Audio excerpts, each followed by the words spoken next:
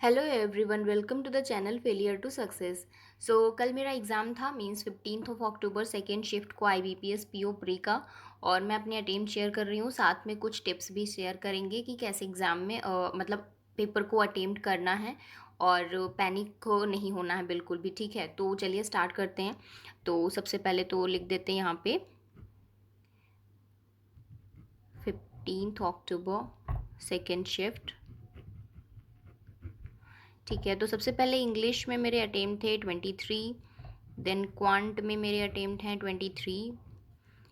Reasoning में मेरे attempt 27 थे। तो टोटल मेरे यहाँ पे 73 अटेम्प्ट है और मुझे लग रहा है ठीक है, एक ओवरऑल अच्छा अटेम्प्ट है एग्ज़ाम क्लियर करने का। और यहाँ पे क्या हुआ था कि एक ऑर्डर रैंकिंग की पज़ल थी और उसमें मेरा एक क्वेश्चन टिक करना रह गया था, क्योंकि 3 मिनट में, लास्ट के 3 मिनट में मैंने इस पज़ल को बनाया था और 2 मिनट में आई थिंक बन गई थी और 1 मिनट में मैंने 4 क्वेश्चन टिक किए। तो जो क्वेश्चंस थे वो डायरेक्ट नहीं थे, या तो वो ट्रू फॉल्स पूछ रहे थे, जिसमें से एक या एक से अधिक क्वेश्चन भी मतलब आंसर जो थे वो सही हो सकते थे। तो काफ़ी टाइम टेकिंग था। तो जो क्वेश्चन मेरा स्किप हुआ है उसमें पूछा था कौन सा सही है, तो उसमें सारे चेक करने पड़ते।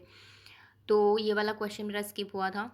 बाकी मुझे लग रहा है कि एकदम ठीक हुआ है पेपर, क्योंकि इंग्लिश में ज़्यादा मैंने कोई गेस वर्क नहीं किया। मैंने पैसेज के क्वेश्चंस वो कैब वाले केवल किए थे और एक कोई फिलर था वो मैंने किया था और एक आइडियम्स फ्रेज थी वो मैंने छोड़ दिया था, मेरे को नहीं आ रही थी। तो कई सारे मतलब, हाँ, आइडियम का नाम था इसमें हिंज ऑफ, आई थिंक यही था। और मैंने इसका डिपेंड ऑन किया है शायद, क्योंकि वहाँ पे पढ़ने से ऐसा कुछ लग रहा था कि यही होगा। तो बाकी पता नहीं सही है कि गलत है। तो इंग्लिश में मैंने ज़्यादा गेस वर्क नहीं किया है, थोड़ा बहुत पढ़ के जैसा लगा कि हाँ यहाँ पे ये चीज़ हो सकती है तो मैंने टिक कर दिया। बाकी पैसेज स्पेशली गलत हो जाता है, तो मैंने पैसेज, काफ़ी टाइम मेरे पास बच गया था तो मैंने जब पैसेज रीड किया और उसके बाद क्वेश्चंस को, एक दो क्वेश्चंस तो हो गए। एक क्वेश्चन वो हो गया था जिसमें एक फिल करना था और एक क्वेश्चन और था कोई जिसमें एक डायरेक्ट आंसर था, मतलब बहुत ज़्यादा कुछ वैसा इन्फ्रेंस बेस्ड नहीं था। तो ये दो क्वेश्चंस किए थे, बाकी दो दो कैब के थे वो मैंने किए थे। तो इस तरह से कुछ क्वेश्चंस बन गए थे पैसेज के। बाकी सबसे इजी क्या था, पैराजम्बल। इससे इजी पैराजम्बल आज तक कहीं मैंने देखा नहीं। उसमें मैंने पूरा पढ़ा ही नहीं था, मतलब मैंने केवल स्टार्टिंग के एक एक दो दो वर्ड पढ़ के पूरा बनाया था। और जो सीक्वेंस था वो था CADE और B, ये सीक्वेंस था। ठीक है, तो ये बहुत इजी पैराजम्बल था, इसकी वजह से थोड़ा अच्छा स्कोर हो गया, क्योंकि मैं हमेशा या तो इसको स्किप कर देती हूँ या फर्स्ट या लास्ट जो पता चलता है वो करती हूँ, क्योंकि कभी समझ में नहीं आता पूरा अच्छे से बनाना। हाँ, बट क्या होता है कि कभी कभी अगर इजी आता है तो देख लेना चाहिए। मैंने इसको स्किप किया था, मैंने सोचा लास्ट में करेंगे, उसके बाद पैसेज पे ना जाके मैंने मैंने इसको ट्राई किया तो ये बन गया ईजिली। तो मैंने इसको कर दिया। तो पैसेज के कुछ क्वेश्चंस मैंने स्किप कर दिए थे, क्योंकि गलत नहीं करना था, एक्यूरेसी बहुत मैटर करती है। तो आपको क्या चीज़ ध्यान रखनी है कि आप बिल्कुल भी गेस वर्क ना करें। ऑब्वियसली क्वांट और रीजनिंग में कोई भी गेस वर्क नहीं करता है, बट इंग्लिश की जब बात आती है तो काफ़ी होता है कि मतलब अगर मेरे 17-18 अटेम्प्ट हो रहे हैं तो मुझे लगता नहीं इसे ज़्यादा करना चाहिए, क्योंकि अभी आप रिव्यू देखेंगे तो बहुत सारे लोगों के 30 अटेम्प्ट हैं, मतलब 25+ अटेम्प्ट हैं, 30 वाले तो बहुत सारे लोग हैं। तो मान लीजिए कि उनकी इंग्लिश अच्छी होगी, ठीक है, उन्होंने अच्छा अटेम्प्ट किया है, उन्होंने गेस वर्क नहीं किया, उनकी इंग्लिश अच्छी होगी। बट अगर हमारी इंग्लिश अच्छी नहीं है तो हमें उतने ही अटेम्प्ट करना है जितने में हम एकदम श्योर हों, गलत नहीं करना है। मेन चीज़ तो यही है। जैसे कि IBPS क्लर्क में था तो मैंने 21 अटेम्प्ट किए थे, मेरा 22 स्कोर आया। मतलब मेरे को उसमें भी लग रहा था गलत होंगे, लेकिन मैंने अपनी तरफ से एक्यूरेसी मेंटेन करने की कोशिश की। तो ज़रूरी नहीं है, तब भी मेरे 90.5 स्कोर रहा। तो ज़रूरी नहीं है कि आप इसमें ही पूरा स्कोर कर दें, बाकी में आप, हो सकता है कि ये वाला थोड़ा ईजी हो, इसमें आप अच्छा स्कोर कर लें, तो आपका 70 अराउंड वैसे अटेम्प्ट हो जाएगा। ठीक है, तो इस तरह से करिएगा, गेस वर्क नहीं करिएगा बिल्कुल भी। अगर आपके इंग्लिश में 20 के आसपास हो जा रहे हैं ना, तो बिल्कुल गेस वर्क करने की ज़रूरत नहीं है। 20 बहुत अच्छा एक अटेम्प्ट है इंग्लिश में IPS PO में। तो इस तरह से आप कर सकते हैं। बाकी क्वांट रीजनिंग में जितना आपको आता हो उतना करिए। मेन चीज़ क्या है, बिल्कुल भी टाइम वेस्ट ना करें। कल क्वांट में क्या किया मैंने, क्वांट में 3 DII थी, एक कैसलेट थी, ठीक है, एक कैसलेट थी और दो थी ग्राफ वाली DI। ठीक है, तो जो ग्राफ वाली DI थी तो उसमें से मैंने एक करी और एक में बहुत कन्फ्यूज़न था। एक तो सिंपल थी, जिसमें वो दिया था बार ग्राफ, वो तो बहुत ईजी थी। बट एक लाइन ग्राफ वाला दिया था, उसमें बहुत कन्फ्यूज़न हो रही थी, मेरे को समझ में नहीं आ रहा था। सॉरी, लाइन ग्राफ नहीं था, एक टेबल दी हुई थी और उसमें कुछ परसेंटेज दिया हुआ था, वो मेरे को समझ में नहीं आया था बिल्कुल भी। बट और एक कैसलेट जो थी बहुत ईजी थी, तो कैसलेट मैंने कर लिया था। तो इस तरह से मेरे 23 क्वेश्चंस यहाँ पे बन गए।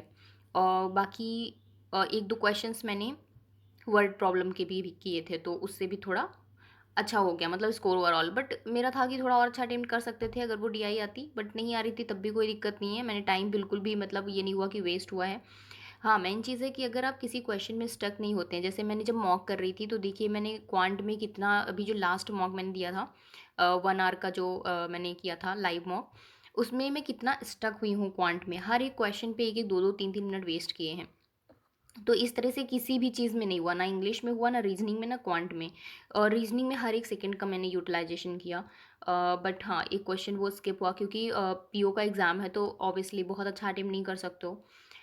बट मैंने टाइम वेस्ट नहीं किया कहीं भी कि मतलब एक क्वेश्चन में स्टक हो और वहीं पे बस लगे पड़े हुए हैं कि नहीं ये तो हो जाना चाहिए, ऐसा कुछ भी नहीं हुआ। इसीलिए शायद थोड़ा एक डिसेंट अटेम्प्ट हो गया है। मॉक टेस्ट में जब मैं करती थी तो वहाँ पे क्वेश्चंस अटेम्प्ट तो वहाँ भी हो जाते थे 70 के अराउंड, बट स्कोर बहुत कम हो जाता था। 70 के अराउंड सिर्फ गाइडली में होते थे, और तो मैंने कोई मॉक दिया नहीं है। बाकी हाँ, मैंने अड्डा के दिए हैं और जो भी दिए थे तो उसमें 70, बट केवल 70 अराउंड नहीं होते थे, वो था प्रैक्टिस मॉक। ठीक है, प्रैक्टिस मॉक में 70 अराउंड पॉसिबल ही नहीं है। और एक स्मार्ट कीड़ा, इन दोनों में कम रहता था अटेम्प्ट। तो जितने भी मैंने किए हैं तो मुझे लग रहा है मेरी एक्यूरेसी मेंटेन है। और दूसरी चीज़ ये है कि मेरे को रिजल्ट का बिल्कुल वेट नहीं करना है। मैं कल से टाइम टेबल बना रही हूँ, ठीक है, मेंस का, और बहुत अच्छे से फॉलो करने वाली हूँ टाइम टेबल को, क्योंकि ये मेरा इधर फोर्थ अटेम्प्ट है। और मेंस में हमेशा 4 नंबर, 3 नंबर, 5 नंबर ऐसे मेरा क्लियर नहीं हुआ है। तो मैं चाहती हूँ कि इस बार अच्छे से करूँ ताकि अच्छा एक स्कोर हो। और करंट अफेयर सबसे बड़ा ही रोल प्ले करता है, जिसको मैं अच्छे से पढ़ने वाली हूँ। भले कितनी भी टफ आए, फ़र्क नहीं पड़ता मुझे। अगर अच्छे से पढ़ेंगे तो डेफिनेटली कुछ स्कोर तो हो ही जाएगा। तो मेंस की स्ट्रैटेजी अगर आप लोगों को चाहिए तो बताइएगा कमेंट में। और आपका एग्ज़ाम कैसा रहा कमेंट सेक्शन में बताइएगा, आपके कितने अटेम्प्ट रहे। और हाँ, रिज़ल्ट का बिल्कुल वेट नहीं करना है, मेंस की तैयारी में लग जाइए। क्योंकि जब रिज़ल्ट आ जाएगा ना तो फिर कितना ही टाइम मिलता है, 10 दिन मुश्किल से। 10 दिन में क्या ही पढ़ लेंगे, मेंस में तो करंट अफेयर ही 10 दिन में रटने में हो जाता है। और कुछ पता भी नहीं चलता टाइम का, और कुछ पढ़ भी नहीं सकते हो। तो ऐसा करना है, करंट अफेयर को इतना अच्छा कर लेना है कि वो जो 10 डेज़ होंगे ना उसमें सिर्फ क्या करना है, एक दो मॉक कर लेना है, ठीक है। बाकी करंट अफेयर कर सकते हो, रिवीजन कर सकते हो, कोई सॉल्व कर सकते हो, बट बहुत ज़्यादा नहीं कि पूरा दिन दिन करंट अफेयर लिए बैठे हुए हैं।